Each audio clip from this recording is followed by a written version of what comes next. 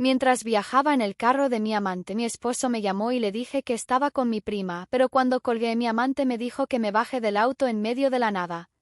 Él no sabía que yo era casada y ahora no sé qué hacer. El sonido del motor del auto de Leo al alejarse fue lo que me devolvió a la realidad. Un segundo antes estábamos riendo. La música estaba alta y el sol de la tarde entraba por la ventanilla, haciéndome sentir libre por primera vez en años. Al segundo siguiente, estaba de pie en el arcén de una carretera secundaria, rodeada de campos secos y un silencio ensordecedor, mientras las luces traseras de su deportivo se convertían en dos puntos rojos que pronto desaparecieron. El polvo que levantó al arrancar todavía flotaba en el aire, pegándose a mi piel sudorosa. Miré mi teléfono. No había señal. El pánico me golpeó como una ola de agua helada, aguda y paralizante. Todo se había derrumbado en menos de 5 minutos. El tiempo que duró la llamada de mi esposo Daniel. Cuando su nombre apareció en la pantalla del auto, sentí el habitual pinchazo de culpa mezclado con irritación. Leo bajó la música de inmediato, con una discreción que en ese momento me pareció dulce. Respondí con la voz más alegre y despreocupada que pude fingir. Daniel me preguntó qué estaba haciendo. Su tono era plano, como siempre, y las palabras salieron de mi boca de forma automática. Una mentira bien ensayada. Le dije que estaba con mi prima Sara, que habíamos decidido ir de compras a un centro comercial en las afueras. Una historia plausible, aburrida, perfecta. Le dije que lo quería y colgué sintiendo una oleada de alivio. Me giré hacia Leo, lista para subir la música y volver a nuestra burbuja de fantasía, pero su expresión me detuvo en seco. Su cara, que momentos antes estaba llena de sonrisas, era ahora una máscara de piedra. Me preguntó quién era Daniel y yo estúpidamente intenté seguir con la farsa. Le dije que era mi hermano, que se preocupaba demasiado, pero no me creyó. Tu teléfono está conectado al Bluetooth, Laura. Escuché cómo te llamó. No dijo mi amor ni cariño. Dijo, hola, soy tu esposo. El silencio que siguió fue el más pesado que he vivido en mi vida. Vi cómo la comprensión, seguida de la furia y el asco, se apoderaban de su rostro. No gritó. Su voz era peligrosamente tranquila cuando detuvo el coche. Bájate. Al principio pensé que era una broma. Le pedí que no fuera dramático, que podía explicarlo, pero insistió con una frialdad que me aterrorizó. Me dijo que no iba a ser el otro hombre en la vida de una mentirosa. Y ahora estoy aquí, en medio de la nada, con el sol empezando a ponerse y con una única pregunta en mi cabeza. ¿Cómo demonios voy a salir de esta? ¿Cómo llegué hasta aquí? Para entenderlo, necesitan conocer a Daniel. Mi esposo es un buen hombre, estable, predecible, la definición de seguridad. Nuestra vida juntos está planificada en hojas de cálculo. Tenemos un presupuesto para todo, un plan de ahorro para la jubilación y un calendario en la cocina donde anotamos nuestras citas y tareas. Los primeros años, esa estabilidad me pareció reconfortante. Era como construir una fortaleza ladrillo a ladrillo, pero con el tiempo esos ladrillos empezaron a sentirse como barrotes. Cada día era una copia del anterior, una rutina perfecta y sofocante. Me sentía como si estuviera desapareciendo. La chica espontánea y divertida que yo solía ser se desvanecía, reemplazada por una mujer que hablaba de tasas de interés y de la importancia de limpiar las canaletas antes del invierno. Daniel no parecía notarlo. Para él, eso era la felicidad, el orden, el control, la ausencia de sorpresas. Cuando intentaba sugerir algo impulsivo, como un viaje de fin de semana sin planificar, él sacaba el presupuesto y me explicaba lógicamente por qué no era una buena idea. No lo hacía por maldad, lo hacía porque así funciona su mente. Pero para mí cada no era una confirmación de que me estaba marchitando. Empecé a sentir un anhelo desesperado por algo más, por un poco de caos, de emoción. Quería sentir mariposas en el estómago por algo que no fuera la ansiedad de si habíamos pagado la factura de la luz. Me sentía sola, incluso cuando Daniel estaba a mi lado en el sofá. Estábamos en la misma habitación, pero en universos diferentes.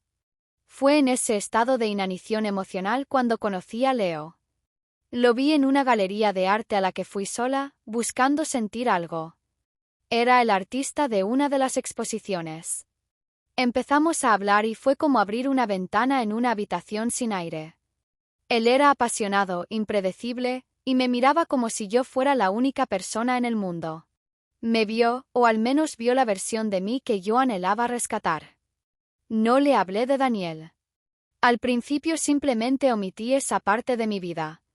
Nuestra relación comenzó con la inocencia de dos personas que conectan, cafés interminables, conversaciones sobre arte, sueños y viajes. Con él yo no era la esposa de Daniel, la administradora del hogar. Era Laura con opiniones y deseos propios. La primera vez que me tomó de la mano sentí una descarga eléctrica que no había sentido en una década. Fue aterrador y maravilloso al mismo tiempo. Y aunque sabía que cruzaba una línea, no me importó. La mentira se convirtió en mi segunda piel. Inventaba reuniones, salidas con amigas, clases de yoga ficticias.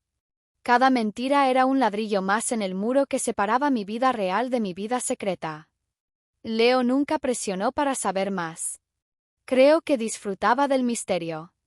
Me veía como una mujer libre y sin ataduras. Le encantaba mi espontaneidad, sin saber que estaba cuidadosamente calculada en torno al horario de mi esposo. Cada cumplido suyo era una ironía que me atravesaba, pero yo sonreía y lo aceptaba. El día que me dejó en la carretera, todo había sido idea suya. Me llamó esa mañana. Deja todo lo que estés haciendo. Te recojo en 20 minutos. Nos vamos de aventura. Era justo lo que mi alma anhelaba. Inventé una excusa para Daniel, que mi prima Sara se sentía mal y necesitaba verme. La facilidad con la que salió la mentira debería haberme asustado, pero no lo hizo. Conducíamos sin rumbo, ventanillas bajadas y música a todo volumen. Cantábamos, reíamos, y yo me sentía joven e imprudente. Leo me miraba con adoración y decía que esos momentos eran los que hacían que valiera la pena vivir. Yo asentía. Hasta que el nombre de Daniel apareció en la pantalla del coche. La burbuja explotó. Respondí con la voz de una esposa responsable y tranquila. Le mentí con calma monstruosa, inventando detalles sobre mi supuesto día con Sara. Le pregunté qué quería para cenar. Cada palabra era una traición. Cuando colgué, el ambiente cambió. El silencio pesaba como una losa. Entonces Leo me preguntó quién era Daniel. Y en el fondo supe que ya no podía mentirle. Cuando confesé que era mi esposo, vi como algo se rompía en sus ojos.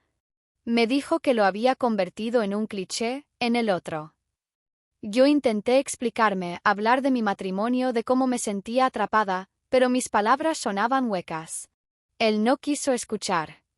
Me dijo que todo había sido una farsa, que la mujer libre que creía conocer nunca existió. Se sintió usado. Y entonces detuvo el coche. Bájate. Sus palabras fueron definitivas. Y así, el hombre que representaba mi libertad me abandonó en un paisaje tan desolado como mi matrimonio. Ahora, aquí estoy en medio de la nada, sin señal y con la mente en llamas.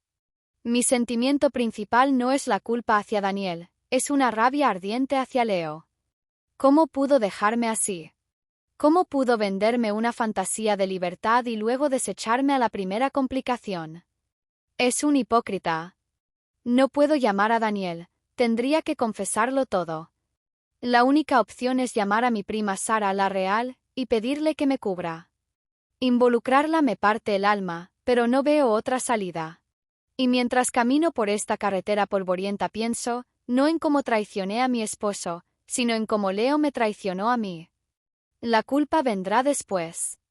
Por ahora solo hay supervivencia. Comentarios populares en Reddit. Usuario anónimo 1.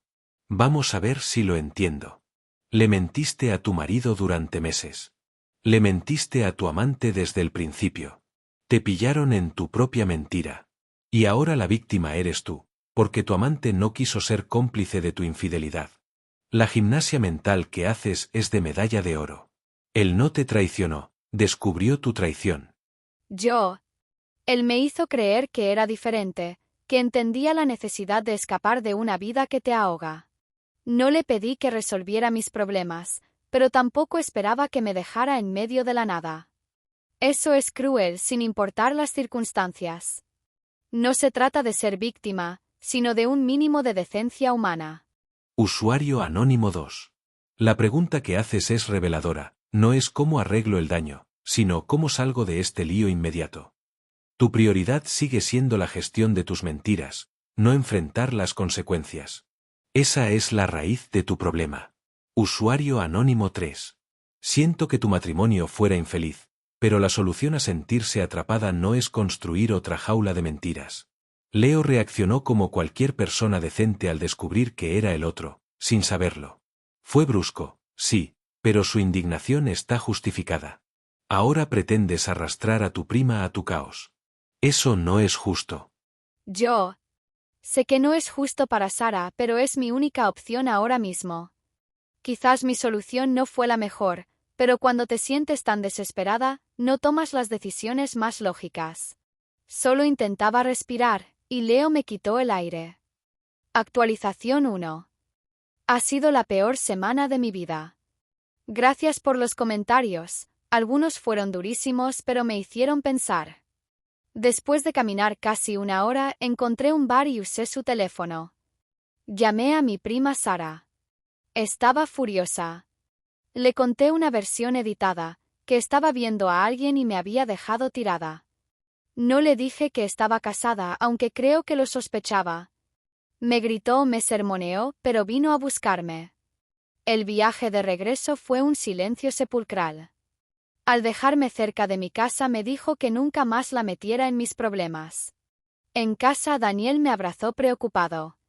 Le conté una historia ensayada sobre una avería del coche y un teléfono muerto.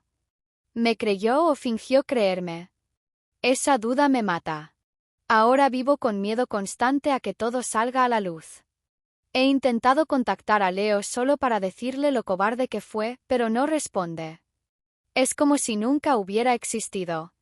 Me duele, pero entiendo que mi rabia era una forma de no mirar mi propia culpa.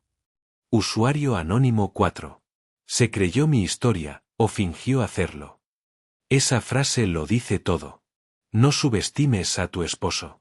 Probablemente ya sospecha. Estás en tiempo prestado. Yo. El miedo a que finja es casi peor que una confrontación directa. Cada acto de bondad suyo se siente como una acusación silenciosa. Usuario anónimo 5.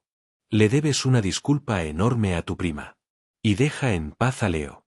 No es un cobarde, simplemente se salió de una situación tóxica que tú creaste.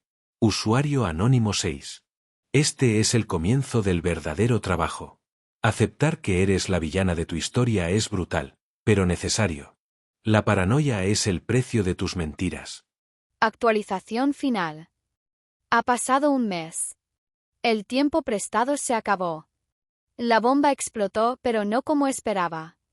No fue Leo. No fui yo. Fue Sara. Me llamó llorando. Dijo que no podía más con el secreto. Su novio le había propuesto matrimonio y no podía empezar esa vida cubriéndome. Llamó a Daniel y se lo contó todo. Cuando Daniel llegó esa tarde, me miró con un cansancio infinito. Solo dijo: Sara me llamó. Y todo se derrumbó. No intenté mentir. Le conté la verdad, mi soledad, mi ahogo, mi estupidez. Lloré, no para que me perdonara, sino porque por fin era honesta. Él escuchó en silencio y me dijo: El problema no es que buscaras la felicidad en otro lugar. El problema es que nunca me dijiste que eras infeliz aquí. Ahora se está quedando con su hermano. No sé si es temporal o definitivo. La casa se siente enorme y vacía. Ironías de la vida, ahora tengo todo el caos que anhelaba y me aterra. Ya no estoy enojada con Leo ni con Sara. Solo conmigo. Mi impulso caótico destruyó lo único estable que tenía. No sé qué pasará, pero al menos ya no estoy buscando otra mentira. Estoy aquí entre las ruinas y sé que debo empezar a limpiar. Usuario anónimo 7. El problema es que nunca me dijiste que eras infeliz aquí. Esa frase es devastadora. No era perfecto, pero nunca le diste la oportunidad de luchar. Usuario anónimo 8. Tu prima hizo lo correcto. Te obligó a enfrentar la verdad. Ahora el trabajo duro es contigo misma. Yo lo sé. En el fondo sé que Sara me hizo un favor, aunque duela. Es la primera vez que no estoy huyendo. Usuario anónimo 9. Tu última actualización muestra crecimiento. Tal vez tu matrimonio no sobreviva, pero tú sí. La calma que sientes ahora es la ausencia de mentiras. Aférrate a eso.